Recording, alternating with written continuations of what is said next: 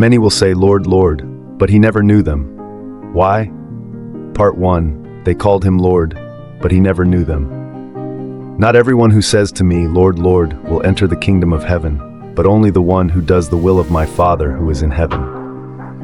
Many will say to me on that day, Lord, Lord, did we not prophesy in your name, and in your name drive out demons, and in your name perform many miracles?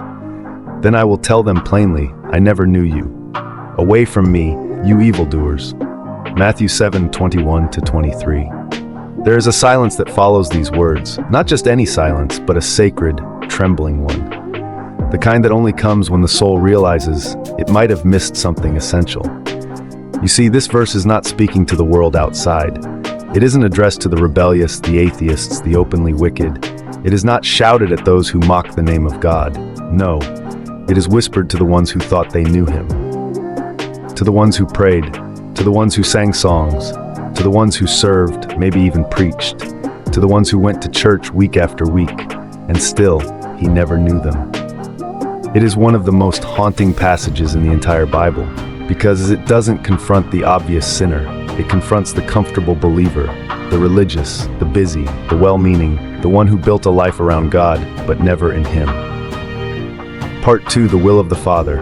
What does God truly want? If salvation were about appearances, performances, or outward results, these people would have been welcomed in. They were miracle workers.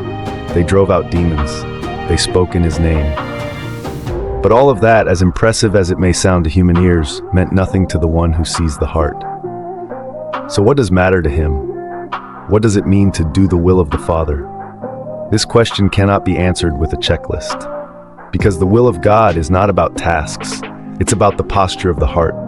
The Father's will is not for us to be impressive. It's not for us to prove our holiness. It's not even for us to accomplish great things in his name.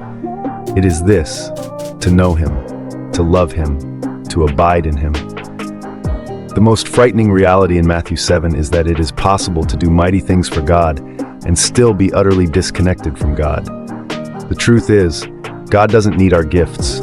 He wants our hearts. He doesn't need our ministries. He wants our surrender. He doesn't need our public declarations. He wants a private devotion, the kind that remains steady when the crowds are gone, when the lights are off, when no one is watching but him. Doing the will of the Father looks less like working for God and more like walking with God. It looks like sitting at his feet when there's work to be done. It looks like trusting when the answers don't come. It looks like forgiving when it hurts, staying faithful when it's hard, and loving when it's inconvenient. It is a slow, daily yielding. It is a life not built on performance but on presence. Jesus said, "Abide in me and I in you."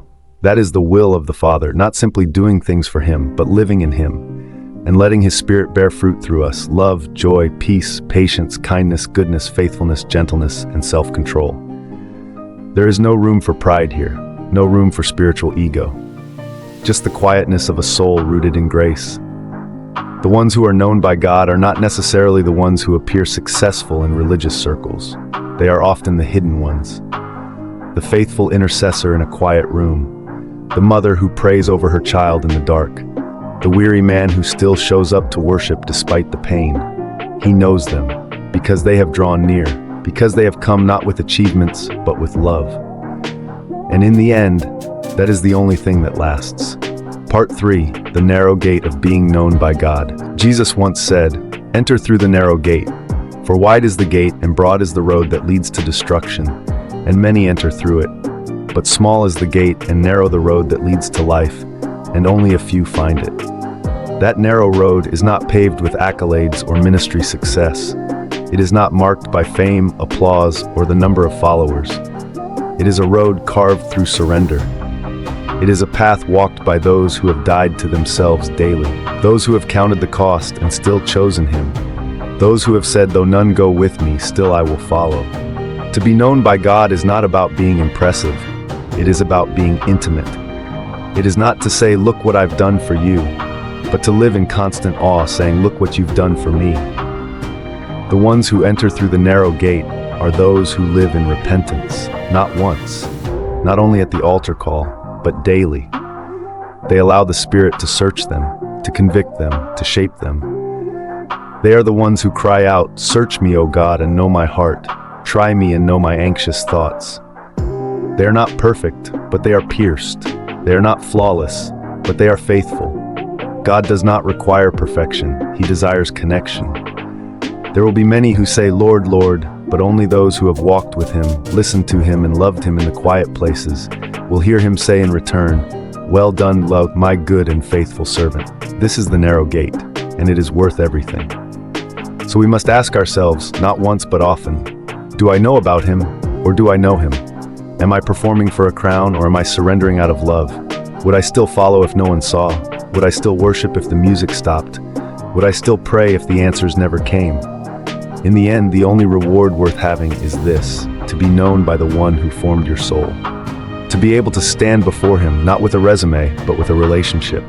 Because he won't ask how many people listened to your sermons. He won't ask how many verses you memorized. He will ask, "Did you love me?" Not perfectly, but personally. That is the narrow gate. Let the cry of our hearts be this: Lord, not my will, but yours. Not my name, but yours. Not my way, but yours. May we be found not simply calling him Lord, but walking with him as beloved children who are known and who know him in return.